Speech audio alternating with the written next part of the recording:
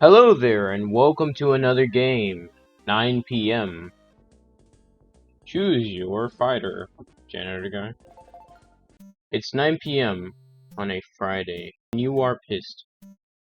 You could have been at home watching bingo for about 30 minutes already, but you had to clean up after Steve, your good-for-nothing coworker.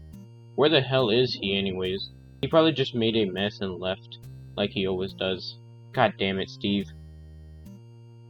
As you walk back to your office, the lab is empty and quiet, but not usually so.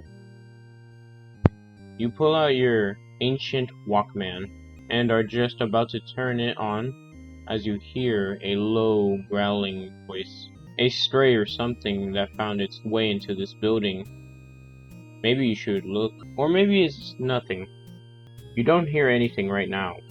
And honestly, you really want to be done for today. Investigate or go to your office.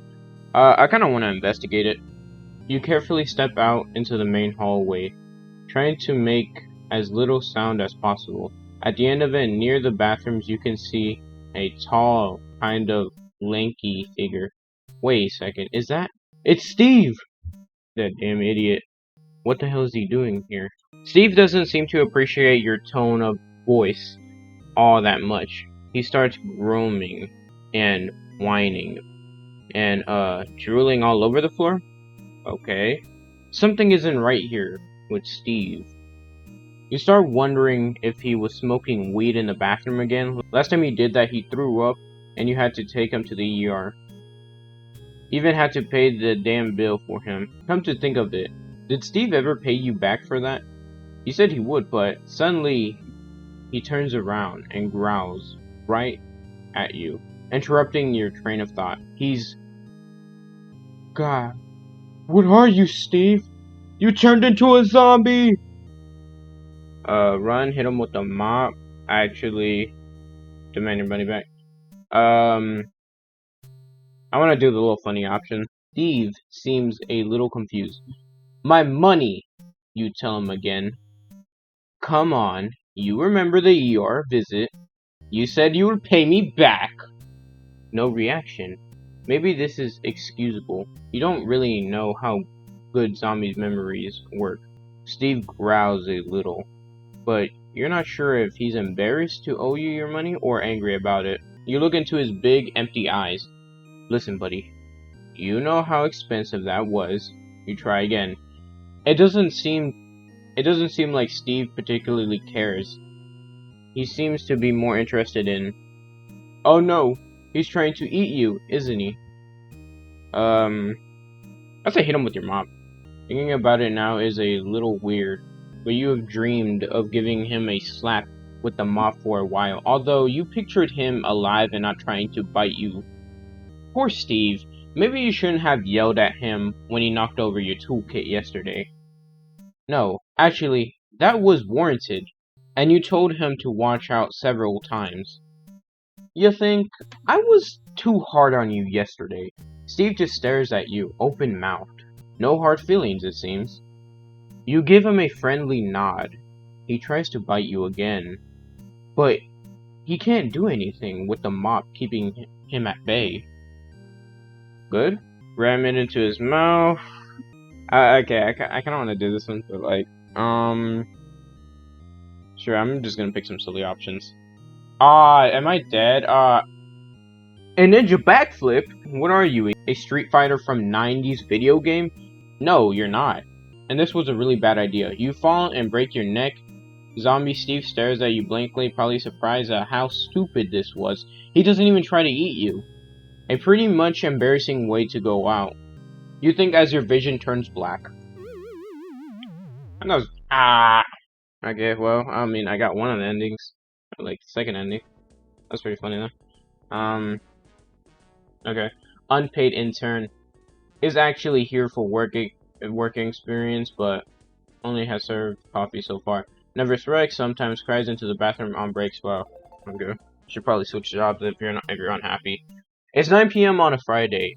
You have just woken up from your accidental nap in the break room. How embarrassing. Why did no one wake you up? In fact, where is everyone? Wait, a second. It's 9 already? They didn't have to leave you here, did they? Oh my god. They totally did. The door to the break room is locked. Scream for help, I'll say scream for help.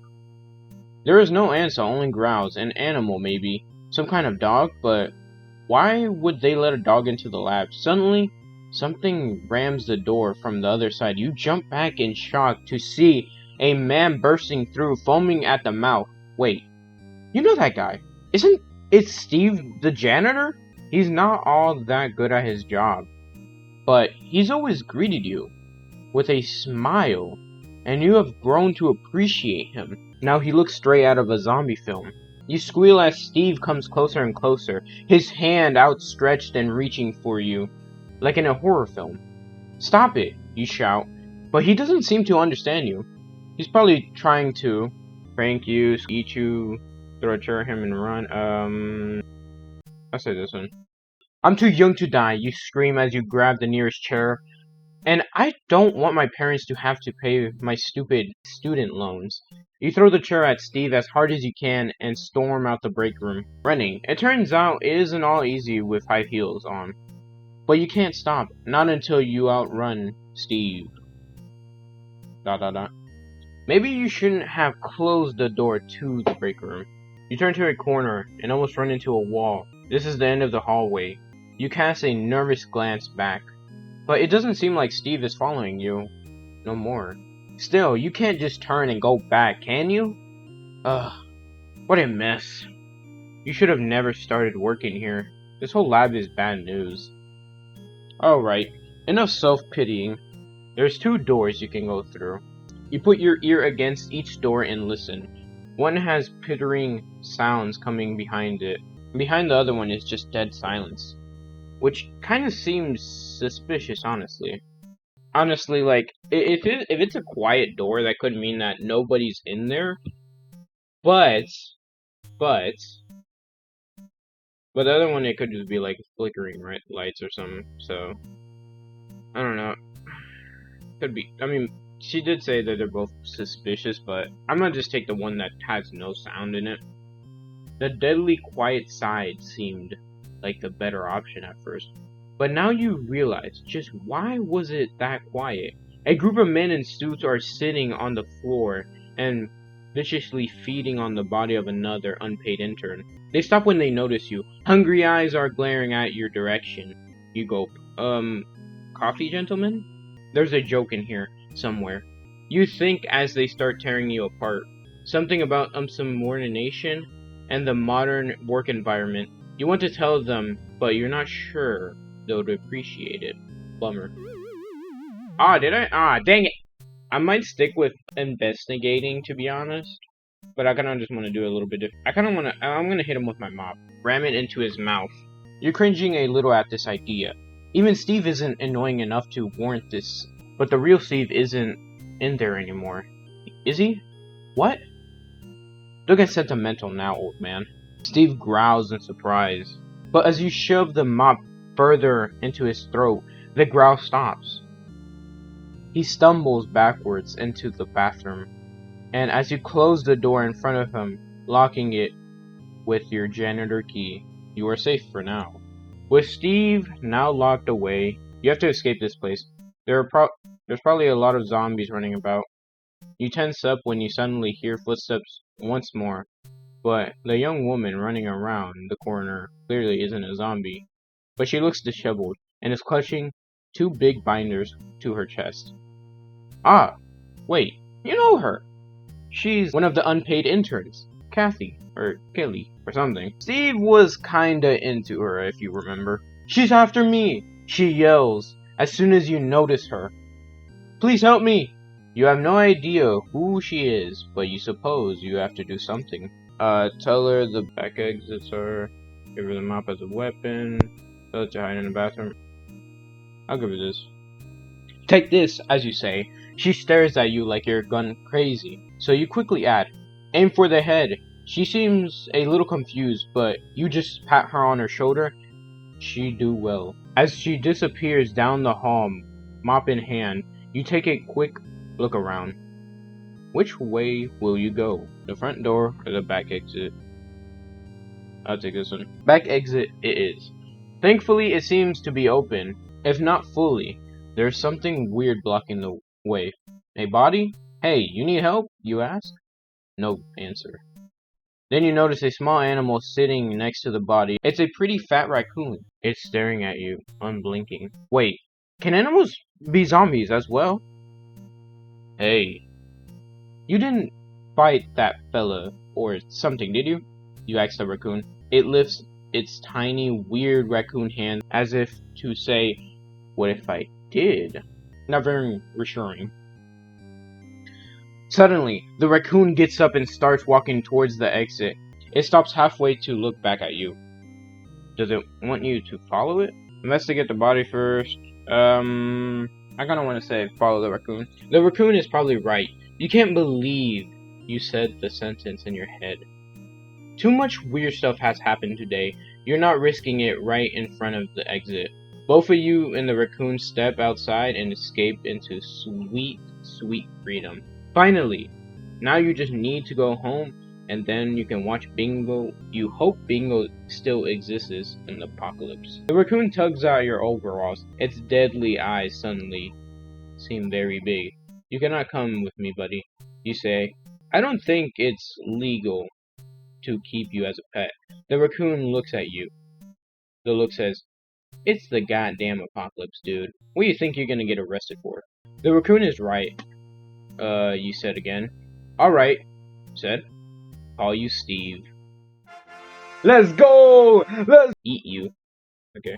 Okay, I'm gonna take the door with the pittering sounds. It's risky, but as soon as you enter, you sigh. A big sigh of relief. The pittering sound was coming from a fat little raccoon munching on something it found under one of the lab tables. Hey, don't eat that, you said.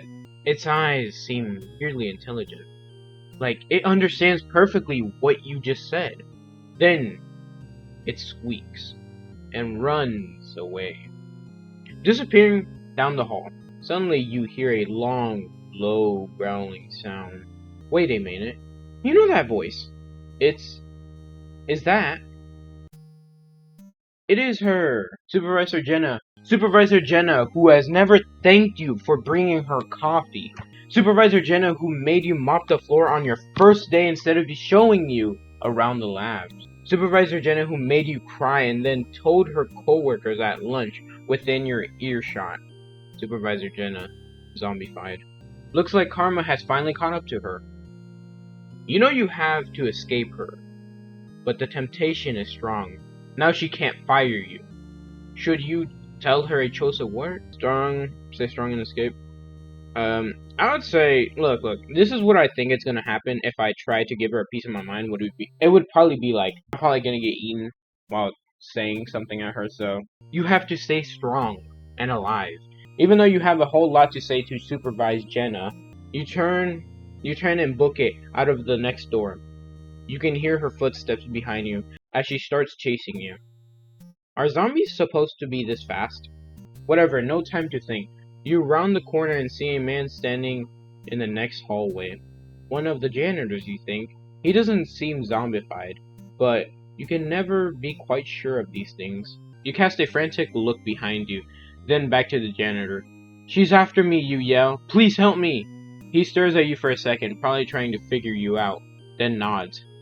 He hands you the mop. He stares at you.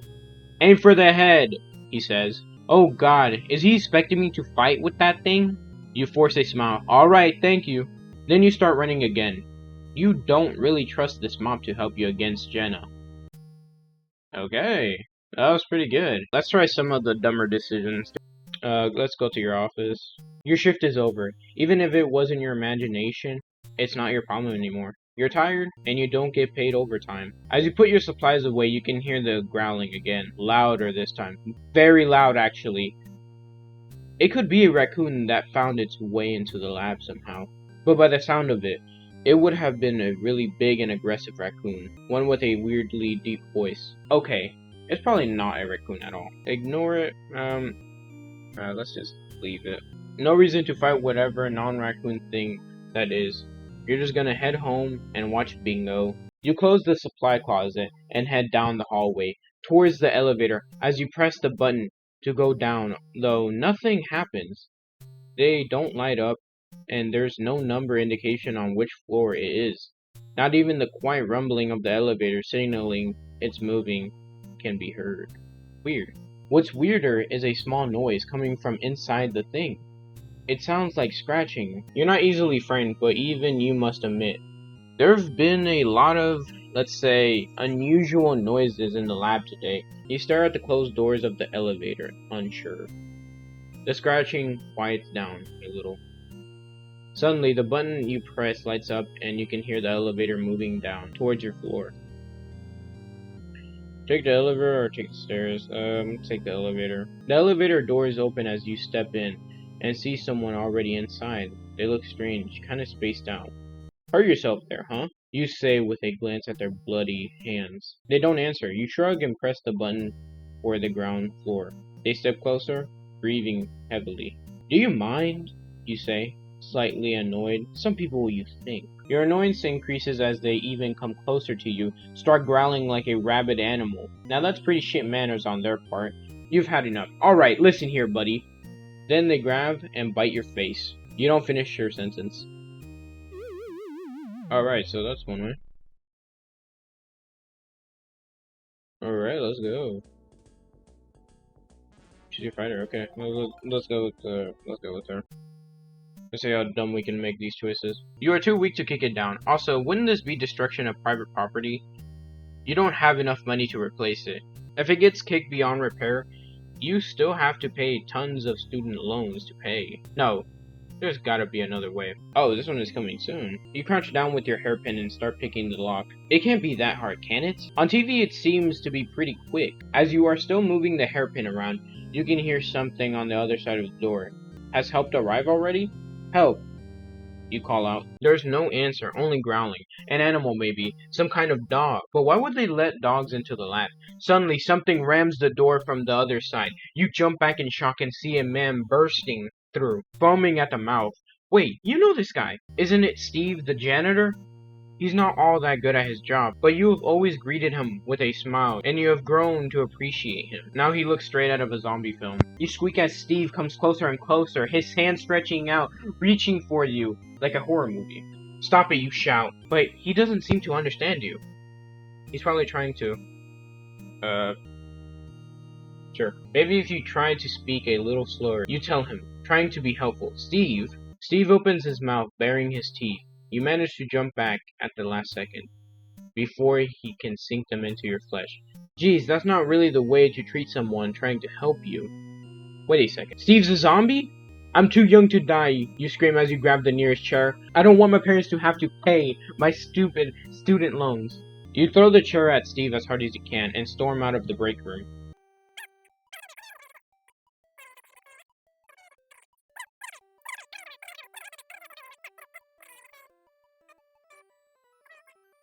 I'm just gonna this one. Okay, I'm gonna have to try this one. I know I'm gonna die, but you know, it's funny. You clench your fist. This is your moment. So how does it feel to rot on the outside as well, Jenna? You say. Maybe you can finally start matching your inside now. Jenna growls at you, clearly scandalized. What is it? You want to eat my brain? You have been going strong without one all this time, haven't you? Zombified Jenna lifts her arm and points at you, slowly, threateningly turning her thumb downwards, like a Roman emperor. You can't fire me, you scream. I quit! You don't actually quit because you need an internship in your resume. You always wanted to say that to her. I don't want to say kick her. Okay, maybe you overdid it with this one. Not that you shouldn't have told her all these things. You absolutely should have. And maybe you should have also sprinkled in the fact that you saw her making out with the supervisor, Dave, that one time next to the printer. But you shouldn't have gotten this close. Supervisor Jenna takes your head clean off with one bite. Damn you, Jenna. What happened? Bro, you see this? Oh, that's okay. I'm going to investigate, yeah. Wait for him to notice. You cross your arms and start tapping your foot. but Steve doesn't seem to notice at all. Alright, he never was the sharpest tool in the shed. But, is he ignoring you on purpose? Sure, some balls. After leaving you to clean all alone, he should be crying. And apologizing, not acting like you've done something to him. Steve, you say sternly. What the hell is up with you? Are you just being an asshole on purpose or what? The one we haven't done here is Run. Remember in the zombie films you used to watch sometimes when Bingo wasn't on yet? The zombies were really slow. Like so slow that it can actually be a bit ridiculous on how the protagonist can't easily avoid them. Yeah, apparently that's not the kind of zombie Steve is. Kinda ironic considering how slow he used to be as a human. Anyways, now you're in pretty deep shit. You're sorta okay at running. But Steve is like 20 years younger than you.